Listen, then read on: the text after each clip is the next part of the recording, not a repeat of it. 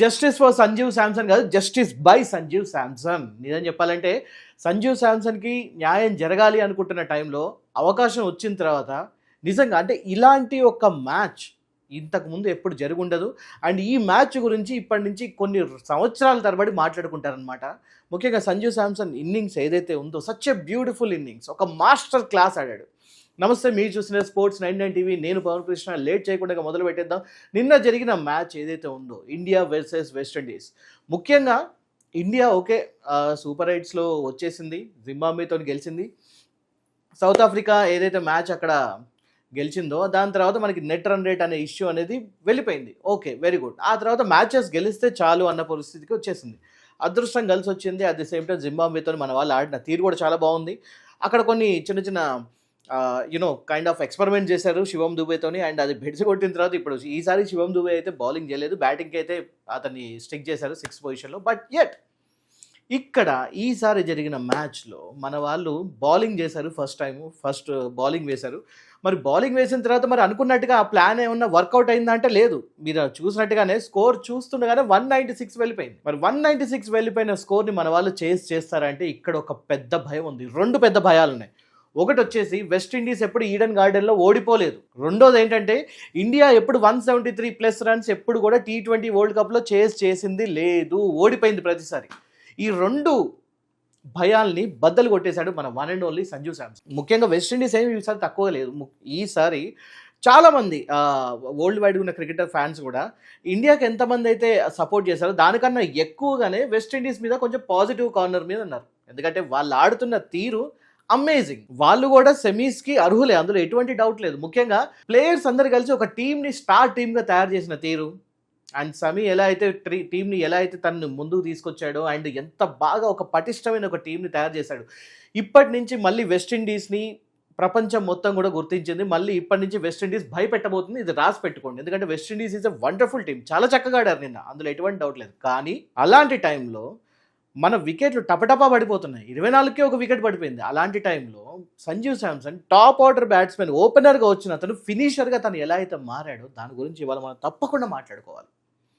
11 సంవత్సరాల నుంచి ఎలా అయితే నిరీక్షిస్తూ ఉన్నాడు, ఒక్క అవకాశం కోసం నిరీక్షిస్తూ ఉన్నాడు. 11 సంవత్సరాల నుంచి అవకాశం రాదు, వచ్చినా కూడా బెంచ్కే పరిమితం అయిపోయాడు. ఎప్పుడు ఎవరో ఒకళ్ళు ఎవరో ఒకళ్ళు ఇంజూరీ అయితేనో లేకపోతే ఎవరో ఆడలేకపోతే ఆ టైంలో ఏదో రా బాబు వచ్చి ఆడు అన్నట్టుగా ఉండేది పరిస్థితి. ఆ టైంలో తను ప్రూవ్ చేసుకున్నా కూడా మళ్ళీ మిగతా స్టార్ బ్యాట్స్మెన్కి ఎక్కువ వాల్యూ ఉండేది, కొత్త బ్యాట్స్మెన్ని తయారు చేయాలని చెప్పేసి. బట్ అలాంటి టైంలో కూడా ఎక్కడా కూడా కాన్ఫిడెన్స్ని కోల్పోకుండా ఆడిన తీరు మనం ఎప్పటికి గుర్తుంచుకోవాలి. ముఖ్యంగా సంజీవ్ శాంసన్ లైఫ్ ఏదైతే ఉందో మనందరికీ అదొక లెసన్ అని చెప్పి అనుకోవాలి. సో ఇవాళ మనం లేట్ చేయకుండా దాని గురించి మాట్లాడుకుందాం. ముఖ్యంగా బౌలింగ్ మంది కొంచెం అంతగా అనుకున్నంత రేంజ్లో అవ్వలేదు. సో ఇలాంటి టైంలోనే మన టీమిండియా కెప్టెన్ ఒక మంచి ఆలోచన చేశారు. ఏంటంటే ముఖ్యంగా మిడిల్ ఓవర్స్ టైంలో మనకి ఇప్పుడు కావాల్సింది ఏంటంటే రన్స్ని తక్కువ చేయడం.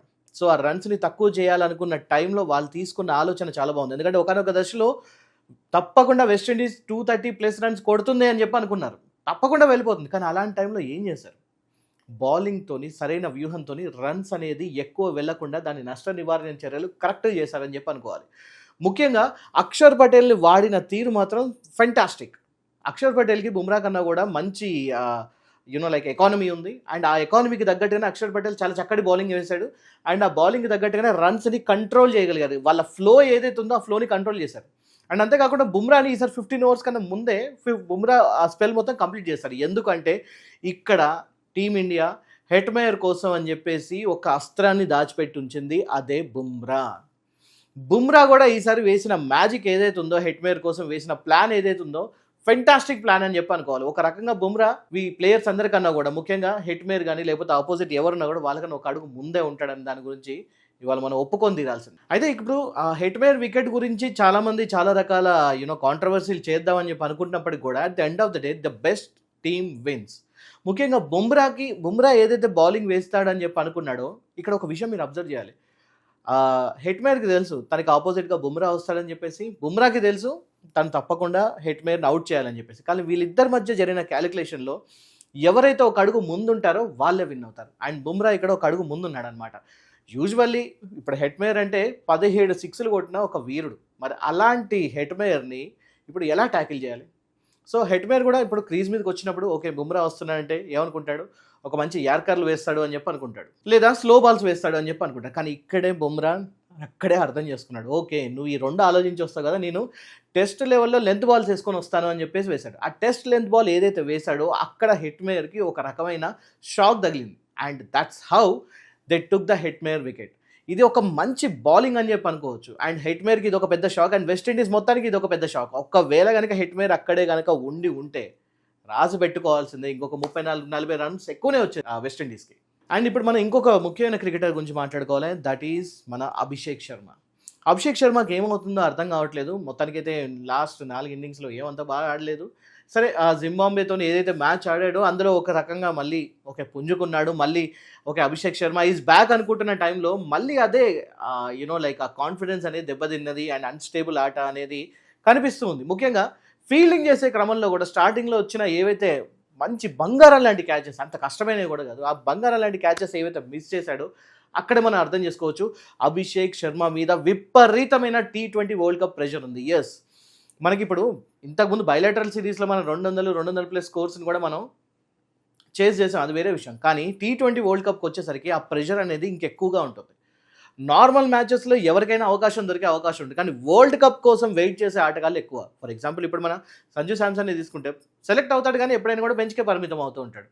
ఆడడానికి క్రీజ్ దాకా వచ్చే అవకాశం తక్కువ. వరల్డ్ కప్లో గెలిస్తే అతన్ని చరిత్ర గుర్తుంచుకుంటుంది, భారతదేశానికి రుణం తీర్చుకునే ఒక అవకాశం లభిస్తుంది. మరి అటువంటి టైంలో సరిగ్గా ఆడకపోతే ఎలా? కానీ ఆడకుండా ఉండడానికి అంటే బేసిక్గా అక్కడ మిస్టేక్స్ అవ్వడానికి మెయిన్ రీజన్ ఏంటంటే విపరీతమైన ఒత్తిడి, ప్రెషర్ అనేది ఉంటుంది. ప్రపంచం మొత్తం చూస్తుంది. భారతదేశంలో ఉన్న 140 కోట్ల మంది ఆశలు నా భుజాల మీద ఉన్నాయి అన్నప్పుడు ఆ బరువు మోయడం చాలా కష్టం అవుతుంది. ఇక్కడే అభిషేక్ శర్మ ఫ్లాప్ అవుతుంది ప్రతిసారి ఫెయిల్ అవుతున్నాడు ఇక్కడ. ముఖ్యంగా ఆ క్యాచెస్ జార విడిచిన తర్వాత అంటే సరే అప్పుడు కొంచెం డిసప్పాయింటెడ్గా ఉన్నారు. లైక్ సూర్యకుమార్ యాదవ్ కానివ్వండి, లేకపోతే గౌతమ్ గంభీర్ కానివ్వండి, టోటల్ ఎంటైర్ ఇండియా మొత్తం కూడా డిసప్పాయింట్ అయ్యారు. కానీ ఆ టైంలో అస్సలు అభిషేక్ శర్మ మనసులో ఏం జరుగుతుందనేది ఆన్ రికార్డ్ ఆన్ కెమెరా ఎవరు చూపించలేదు. కానీ అక్కడున్న క్రికెటర్స్ ఎవరైతే ఉన్నారో, లేకపోతే అక్కడున్న కామెంటరేటర్స్ ఎవరైతే ఉన్నారో వాళ్ళు చెప్తూ ఉన్నారు. అభిషేక్ శర్మని అప్పుడు అబ్జర్వ్ చేస్తున్నప్పుడు తన క్యాప్ని పదే తన మొహం మీద పెట్టుకొని చాలా అంటే చాలా ప్రెషర్కి గురయ్యాడు అండ్ చాలా గిల్ట్ ఫీల్ అయ్యాడు. అంటే నేను చేసిన పెద్ద మిస్టేక్ కదా అని చెప్పేసి. అందుకోసమే మ్యాచ్ గెలిచే టైంలో సంజు శాంసన్ చక్కగా ఆడుతున్న టైంలో కూడా అభిషేక్ శర్మ చాలా అంటే చాలా ఒక రకంగా ఎమోషన్కి గురయ్యాడు, చాలా అరిచాడు. ఎందుకంటే తన వల్ల మిస్టేక్ జరిగినా కూడా ఇండియా గెలవాలి అని చెప్పేసి. సో ఇక్కడ మనకి క్లియర్ కట్గా అర్థమైపోతుంది అభిషేక్ శర్మ ఇక్కడ బాగా ప్రెషర్కి లోన్ అవుతున్నాడని. అటు ఫీల్డింగ్ టైంలో ప్రెషర్కి లోన్ అయ్యాడు, at the same time batting చేసేటప్పుడు కూడా 2 4లు కొట్టాడు, ఆడుతున్నాడేమో అనుకునే కానీ మళ్ళీ అదే 10 రన్లకే అవుట్ అయిపోయాడు. ఇంకొద్దిసేపు ఓపిక్గా ఆడుంటే బాగుండేది. కానీ at the same time we can understand 196 score already అక్కడ స్కోర్ బోర్డ్ మీద ఉంది. సో ఈ టైంలో కొంచెం ఎక్కువ గ్యాప్ తీసుకొని ఆడినా కష్టమే. కానీ ఇలాంటి టైంలోనే ఒక స్టార్ బ్యాట్స్మెన్ కన్నా కూడా ఎక్కువగా ఒక ఎక్స్పీరియన్స్ బ్యాట్స్మెన్ అనే అతను ఎలివేట్ అవుతాడు. ముఖ్యంగా మనకి ఇలాంటి సిచ్యువేషన్లోనే మనకి ఎప్పుడైనా కూడా విరాట్ కోహ్లీ లాంటి ఒక ప్లేయర్ కావాలనిపిస్తుంది. విరాట్ కోహ్లీని మీరు ఎప్పుడైనా అబ్జర్వ్ చేశారనుకోండి, ఓకే ఏ పొజిషన్లో వచ్చినా కూడా సిచ్యువేషన్ తగ్గట్టుగా తాను మార్చుకుంటాడు. తన పర్సనాలిటీని, తన బ్యాటింగ్ స్టైల్ని ఎప్పుడు మార్చుకుంటూ ఉంటాడు. ఫర్ ఎగ్జాంపుల్ ఒక మంచి బాల్ వచ్చింది అనుకోండి, డెఫినెట్లీ దాన్ని బౌండరీగా మలుస్తాడు. అట్ ది సేమ్ టైం ఒక కష్టమైన బాల్ వచ్చింది అనుకోండి, ఆ టైంలో వీలైనంత వరకు దాన్ని ఒకటి డిఫెండ్ చేయడమే కాకుండా ఒకవేళ స్కోర్ బోర్డ్ ఎక్కువ ఉంటే దాన్ని సింగిల్స్గా డబుల్స్గా మార్చడానికి ప్రయత్నిస్తాడే తప్ప దాన్ని అనవసరంగా ఒక షాట్ కొట్టాలనో లేకపోతే ఏరియల్ షాట్స్ ఆడాలనో ఎప్పుడు ప్రయత్నించాడు. సో అందుకోసమే ఇప్పటికీ ఆ మాస్టర్ క్లాస్ ఇన్నింగ్స్ అనేది ముఖ్యంగా విరాట్ కోహ్లీ గురించి వాడికి మాట్లాడుకుంటాం.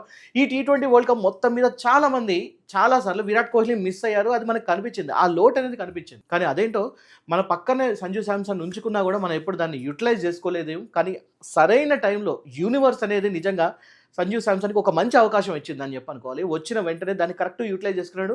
ఎలా అయితే ఒక master class innings Virat Kohli ఆడతాడో అలాంటి ఒక ఇన్నింగ్స్ని ఆడాడు అని చెప్పి అనుకోవాలి మనం. ఇక్కడ ముఖ్యంగా 24 రన్స్కే ఒక వికెట్ పడిపోయింది ఇక్కడ. కానీ ఆ టైంలోనే సంజు శాంసన్కి అర్థమైపోతుంది, ఓకే వికెట్ పడింది, నెక్స్ట్ నేను ఎలా ఆడాలి, నేను క్రీజ్లో ఉండాలి అని చెప్పి అనుకున్నాడు. ఓపెనర్ బ్యాట్స్మెన్గా వచ్చాడు, ఫినిషర్ దాకా చివరి దాకా ఉన్నాడు, 97 నాట్ అవుట్. సరే ఇషాన్ కిషన్ ఏమైనా ఆడతాడా అనుకుంటే అతను కూడా మళ్ళీ 10-15 రన్సే. సూర్యకుమార్ యాదవ్ కూడా జస్ట్ అగైన్ లైక్ 18 రన్స్ మాత్రమే చేశాడు. తిలక్ వర్మ ఒక మంచి ఇన్నింగ్స్ ఆడాడు, 28 రన్స్ అయితే చేశాడు, బాగానే ఒక మంచి పవర్ షాట్స్ అవన్నీ ఆడాడు. కానీ అతను కూడా ఎక్కువసేపు ఉండలేకపోయాడు. హార్దిక్ పాండ్యా కూడా ఎక్కువసేపు ఆడలేకపోయాడు. అండ్ శివం దుబేతో పాటు కలిసి ఎలా అయితే మ్యాచ్ని టర్న్ చేసిన తీరు ఏదైతే ఉందో దట్ ఈస్ బ్యూటిఫుల్. ముఖ్యంగా 41కే 2 వికెట్స్ పడిపోయింది. ఇషాన్ కిషన్ కూడా వెళ్ళిపోయాడు. ఇషాన్ కిషన్ పాకిస్తాన్‌తో చాలా చక్కగా ఆడాడు. దాని తర్వాత ఆ లెవెల్ ఇన్నింగ్స్ అనేది మళ్ళీ మనకు కనిపించట్లేదు. బట్ స్టిల్ ఇషాన్ కిషన్ మళ్ళీ ఈసారి మంచి యుటిలైజ్ చేసుకుంటాడు కావచ్చు అనుకుంటే ఇషాన్ కిషన్ కూడా ఔట్ అయిపోయాడు. సో మరి ఆ టైంలో తనకు అర్థమైపోయింది. ఓకే, టాప్ బ్యాట్స్‌మెన్స్ వెళ్ళిపోయారు. ఇద్దరు వెళ్ళిపోయారు. At the same time next score చూస్తేనేమో 196 ఉంది. సో ఆ టైంలో తనను తాను మార్చుకున్న తీరు మాత్రం చాలా ఒక డిఫరెంట్ క్రికెట్‌ని అయితే చూయించాడు. ముఖ్యంగా ఇక్కడ అర్థం చేసుకోవాల్సిన విషయం ఏంటంటే, తను ఇంతకుముందు ఎలాంటి మిస్టేక్స్ అయితే చేశాడో, ఆ మిస్టేక్స్ దగ్గర చాలా కంట్రోల్డ్‌గా ఆడాడు. Through out the innings starting నుంచి ఎండింగ్ దాకా 20 ఓవర్స్ ఆడుతున్న టైంలో ఎక్కడ కూడా మిస్టేక్ చేయలేదు. తన క్రితంసారి తను చేస్తున్న మిస్టేక్స్ అని తనకు గుర్తున్నాయి. అండ్ ఎలా ఔట్ అయ్యాడన్న దాని గురించి కూడా గుర్తుంది. అండ్ అలాంటి బాల్స్ వచ్చిన ప్రతిసారి కూడా అనవసరమైన టెంప్టింగ్ షాట్స్‌కి వెళ్ళకుండా దాన్ని సింగిల్స్‌గా, డబుల్స్‌గా మార్చిన తీరు కూడా చాలా అద్భుతం. ముఖ్యంగా స్ట్రైక్ రేట్‌ని రొటేట్ చేయాలనుకోవడం అనేది ది బెస్ట్ థింగ్. అండ్ మిగతా వాళ్ళు అవుట్ అవుతున్నప్పటికి కూడా సంజు శాంసన్ ఆడుతున్న తీరుని బట్టి అతను అబ్జర్వ్ చేసి తనకి స్ట్రైక్ రొటేట్ చేయడం కోసం వాళ్ళు ఆడిన తీరు కూడా చాలా అప్రిషియేట్ చేయాలి. సో అల్టిమేట్లీ టీం మొత్తంలో ప్రతిసారి ఎవరో ఒకళ్ళు మెరుస్తూ ఉన్నారు. అండ్ ప్రతిసారి ఎవరో ఒకళ్ళు అర్థం చేసుకుంటూ ఉన్నారు. ఓకే, ఈసారి టీంకి నేను ఇలా ఆడాలి అని చెప్పేసి. సో టీమిండియా ఇప్పటిదాకా జైత్రయాత్ర కొనసాగడానికి అదే ఒక biggest strength. At the same time కొంతమంది ఆడుతున్న ఈ అన్నెసరీ షాట్స్ అనేది కూడా ఇప్పుడు మనకి అన్‌స్టేబుల్‌గా చేసి పడుతుంది అనమాట. ఒక రకంగా ప్రీవియస్ టైం మనకి లాస్ట్ టైం T20 జరుగుతున్నప్పుడు అండ్ అప్పుడు ఆ టైంలో మన దగ్గర ఉన్న స్టార్ బ్యాట్స్‌మెన్స్ విరాట్ కోహ్లీ, రోహిత్ శర్మ వీళ్ళందరూ ఉన్నప్పుడు కూడా ఎలా ఉండేదంటే, ఈ టీం తప్పకుండా వరల్డ్ కప్ కొడుతుంది అనిపిస్తూ ఉండేది. కానీ ఈసారి మాత్రం మనతో పాటు సమానంగా కొంతమంది ఉన్నారు. మన హోమ్ గ్రౌండ్ అయినప్పటికి కూడా మనకంటే మెరుగ్గా ఆడుతున్న వాళ్ళు కూడా ఉన్నారు. వెస్టిండీస్ కూడా ఈసారి గెలుస్తుంది అనుకున్నా కానీ బట్ ఫార్చునేట్లీ ఇండియా గెలిచింది ఇక్కడ. సంజు శాంసన్ కూడా ఫాస్ట్ బౌలర్లని కానీ, స్పిన్నర్లని కానీ, ఎవరని కానీ చూడకుండా ప్రతిసారి కూడా చాలా జాగ్రత్తగా ఆడాడు అనడానికి ఒక ప్రూఫ్ ఏంటంటే 12th ఓవర్ నుంచి 19th ఓవర్ దాకా ఒక్క ఏరియల్ షాట్ కూడా ఆడలేదు. ముఖ్యంగా సంజు శాంసన్‌కి అలవాటు ఒక మంచి ఏరియల్ షాట్స్ కొట్టడం అతనికి ఇష్టం. కానీ 12th నుంచి 19th ఓవర్ దాకా ఒక కంపోజర్‌తోని ఒక కంట్రోల్డ్ వేలో ఆడాడు అనడానికి ఇదే నిదర్శనం. అప్పటిదాకా ఒక్క ఏరియల్ షాట్ ఆడలేదు. 19th ఓవర్ తర్వాత మాత్రమే ఏరియల్ షాట్స్ ఆడాడు. ముఖ్యంగా ఇక్కడ left arm and right arm batting ఏదైతే ఉందో, లెఫ్ట్ అండ్ రైట్ కాంబినేషన్ ఏదైతే ఉందో ఇది కరెక్ట్‌గా యూటిలైజ్ చేసుకున్నాడు. తిలక్ వర్మని ఇక్కడ మనం మెచ్చుకోవాలి. తిలక్ వర్మ తన పొజిషన్‌ని త్యాగం చేసి మరి తన పొజిషన్ కాకుండా వేరే పొజిషన్‌లో ఆడుతున్న టైంలో కూడా చాలా చక్కగా మ్యాచ్ ఆడాడని చెప్పాలి. ముఖ్యంగా 15 బాల్స్‌లో 27 రన్స్ ఏదైతే చేశాడో చాలా బ్యూటిఫుల్ ఇన్నింగ్స్. వీళ్ళిద్దరు కలిసి 26 బాల్స్‌లో 42 రన్స్ అనే ఒక పార్ట్నర్‌షిప్‌ని కూడా నిర్మించారు. సమర్ జోసెఫ్ వేస్తున్న ఏదైతే స్పిన్ బాల్ కానివ్వండి, మిగతా వెస్టిండీస్ బౌలర్స్ వేస్తున్న బౌలింగ్ కానివ్వండి, ఆ రిథమ్‌ని దెబ్బతీశారు. అండ్ ఆ తర్వాత వీళ్ళిద్దరు కలిసి ఒక క్రూషియల్ టైంలో ఆడిన ఇన్నింగ్స్ గురించి కూడా చాలామంది మాట్లాడుకుంటూ ఉన్నారు.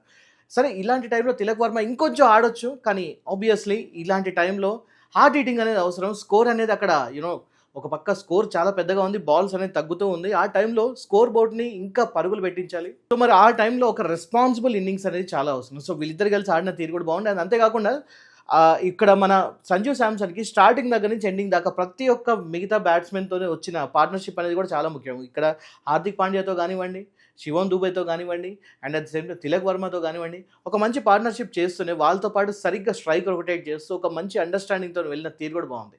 స్టార్టింగ్ ఓపెనర్ బ్యాట్స్‌మెన్‌గా వచ్చిన అతను బాల్ పాతబడుతున్న కొద్దీ, పిచ్ పరిస్థితులు మారుతున్న కొద్దీ ఒక పక్క డ్యూ అనేది పెరుగుతూ ఉంది. ఆ సిచ్యువేషన్‌ని తనకి అనుకున్నట్టుగా ఎలా మార్చుకున్నాడు అనే దాని గురించి కూడా ఒక బ్యూటిఫుల్ మ్యాచ్ అనేది దానివల్లే జరిగిందని కూడా అనుకోవచ్చు. ఇప్పుడు ఈ మ్యాచ్ పక్కన పెడితే ఇందులో ఉన్న ఒక లోపాల గురించి మాట్లాడుకుందాం. ముఖ్యంగా Abhishek Sharma is the biggest problem అవుతుందన్నమాట. మరి ఓకే, ఇంత జరిగినా కూడా తప్పకుండా నెక్స్ట్ మ్యాచ్‌లో కూడా సెమీస్‌లో కూడా అవకాశం దొరుకుతుంది. And we all trust him.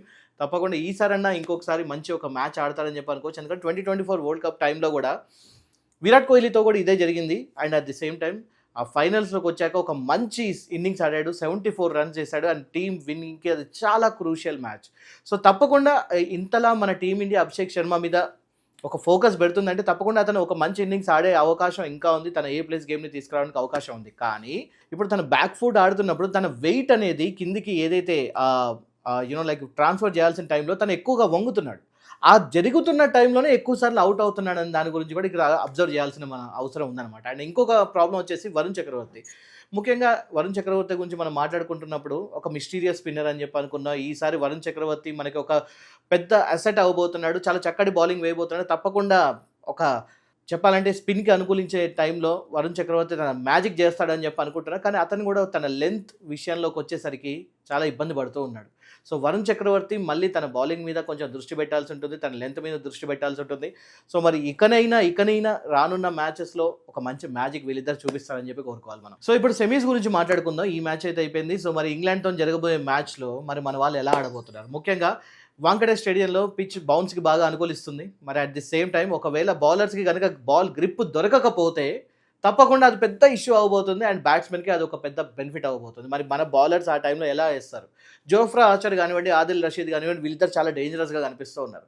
మరి బౌన్స్ పిచ్ మీద వాంకడే స్టేడియంలో సరే మన ఇండియాకి అక్కడ మనకి ఒక అడ్వాంటేజ్ ఉంది. ఇండియన్ హోమ్ పిచ్ అనే ఒక అడ్వాంటేజ్ ఉంది. కానీ ఐపీఎల్ పుణ్యమా అని చెప్పేసి వీళ్ళందరికీ ఆల్రెడీ ఈ పిచెస్ కూడా అలవాటైపోయాయి. సో, మరి ఈసారి ఈ వరల్డ్ కప్‌లో జరగబోయే నెక్స్ట్ సెమీస్‌లో ఇంగ్లాండ్‌తో జరగబోయే మ్యాచ్‌లో మన వాళ్ళు ఈ సిట్యుయేషన్స్‌కి తగ్గట్టు ఎలాంటి ప్లానింగ్స్ వేసుకొనొస్తారు? మన బౌలింగ్ అటాక్ ఎలా ఉండబోతుంది? మన బ్యాటింగ్ అటాక్ ఎలా ఉండబోతుంది? ఓకే. సంజు శాంసన్ ఈసారి ఖరారైపోయాడు. ఇప్పటి నుంచి సెమీస్‌లో కానివ్వండి, ఫైనల్స్‌లో గాని తప్పకుండా ఉంటాడు.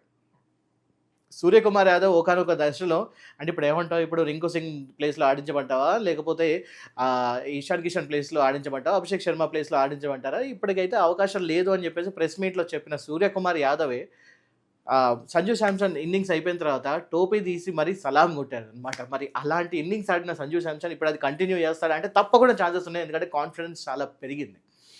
అంత అయిపోయిన తర్వాత కూడా పోస్ట్ మ్యాచ్ అయిపోయిన తర్వాత కూడా సంజు శాంసన్ మాట్లాడిన తీరులో ఎక్కడ కూడా ఒక గర్వం అనేది కనబడలేదు. ఇన్‌ఫాక్ట్ చాలా సంతోషంగా ఉన్నాడు. నా ఇండియన్ టీమ్‌కి నాకు ఒకసారి సర్వ్ చేసుకునే ఒక మంచి అవకాశం వచ్చిందని చెప్పేసి చాలా హంబుల్‌గా కనిపించాడు. అట్ ది సేమ్ టైమ్ కానీ ఈ మ్యాచ్ ఏదైతే ఉందో ఈ విన్నింగ్ మ్యాచ్‌ని తన ఒక్కడే ఎలా అయితే లాస్ట్‌కి కాపాడాడో ఒక బాహుబలిలాగా ఈ కిక్ మాత్రం అతనికి ఒక మంచి పాజిటివ్ ఎనర్జీ ఇవ్వబోతుంది. తప్పకుండా ఇంగ్లాండ్ మీద కూడా ఒక మంచి ఇన్నింగ్స్ ఆడే అవకాశం ఉంది. We hope Abhishek Sharma again మళ్ళీ ఒక రిథమ్‌లోకొచ్చి బాగా ఆడతాడని చెప్పేసి అనుకుందాం. అండ్ మన దగ్గర ప్రస్తుతానికైతే బ్యాట్స్‌మెన్‌కి ఎటువంటి కొదవ లేదు. మంచి హార్డ్ హిట్టర్స్ ఉన్నారు. మన బ్యాటింగ్ లైనప్ కూడా చాలా కరెక్ట్‌గా ఉంది.